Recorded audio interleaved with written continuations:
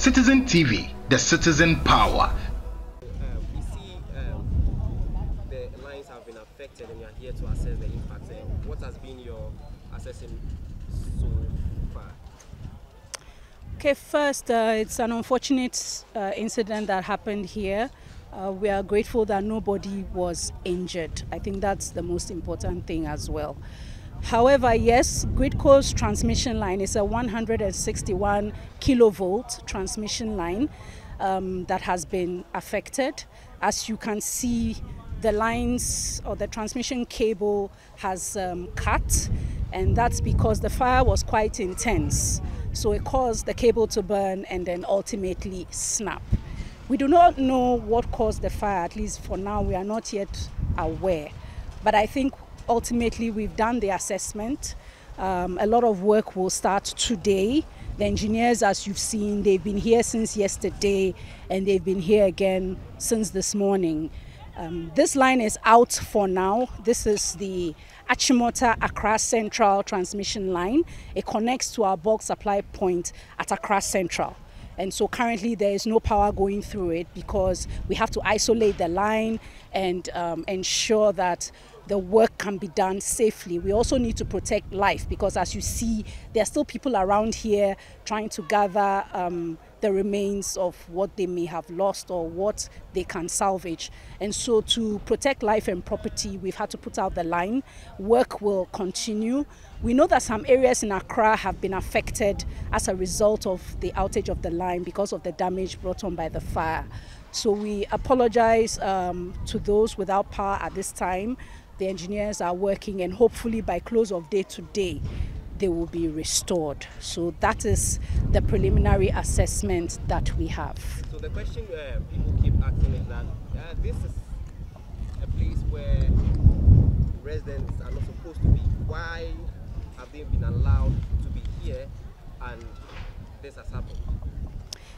This area where the transmission lines are located is usually called the right-of-way access. Right-of-way issues are one of the most challenging aspects of GRIDCO's business. And that is because a lot of the time we acquire the lands to do these transmission projects, and the lands need to be threadbare, meaning there should be no one there, nothing there. But people tend to see the land as free land and then illegally locate on it. So that has been one of the biggest challenges the company has faced over the years with reference to these lines. So I would like to really use this opportunity to encourage the general public not to live under these transmission lines. I'll give you an example. We all are in our homes and we have these 3-pin plugs. I'm sure our little children will not put their fingers in 3-pin plugs because they know they will get electrocuted. And those are much smaller voltages. So imagine this one, which is 330,000, or in this particular case, 161,000 kilovolts. I mean, if this line touches anyone, it will just be ashes. We will not see a human body, and we don't want that. We are a company that cares about people. And so from time to time, we have been undertaking patrols.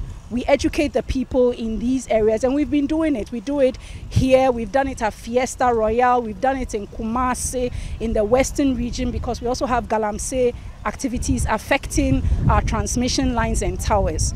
So we've been doing a bit, but the challenge is that a lot of the time people are just unwilling to leave. In fact, when we clear them, sometimes within 24 hours they come back. And it then becomes a major challenge. So we don't allow anyone to stay here. We have not given permission to anyone to live under any transmission line anywhere across the country. And I just want to appeal that to this incident that happened on Wednesday, someone could have died, but we thank God no one did. So we don't want any loss of life or property. So we encourage all those who may be living under the transmission lines to please leave for their own safety and for also the safety of the infrastructure because it really costs a lot of money to put up these projects. I mean, some of the transmission line projects cost anything between 20 million to 200 million US dollars, and GRIDCO has to pay for it. Usually we have to take loans and that kind of thing to address. Sometimes we get grants as well, but the point is these are expensive projects. We have to pay for the land, we have to pay for the access, and then when we do that, people come and encroach. It's a major challenge, but we continue to do our best. We have a right-of-way team that has been working to clear various areas in Ashaiman, East Legon, and the like. So it's job in progress, I must say. Wow. Well, job in progress, but people believe that you have been appealing over the years, they keep coming. Why not use force to evacuate them from this area? I think with force, we don't want to harm anyone. You know, sometimes when you use force, people can be harmed, and no one wants that. So I think the genuine feeling is we inform the people, we educate them, because even when we come to clear, we don't come today and come and clear. We come and inform that we are clearing and all that. There are other complicated issues which I don't think that is what today's conversation is for.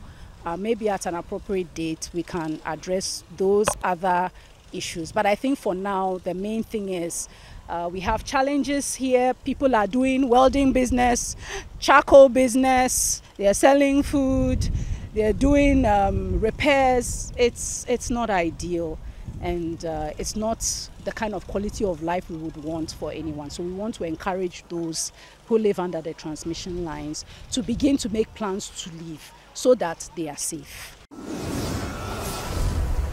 Citizen TV, the citizen power.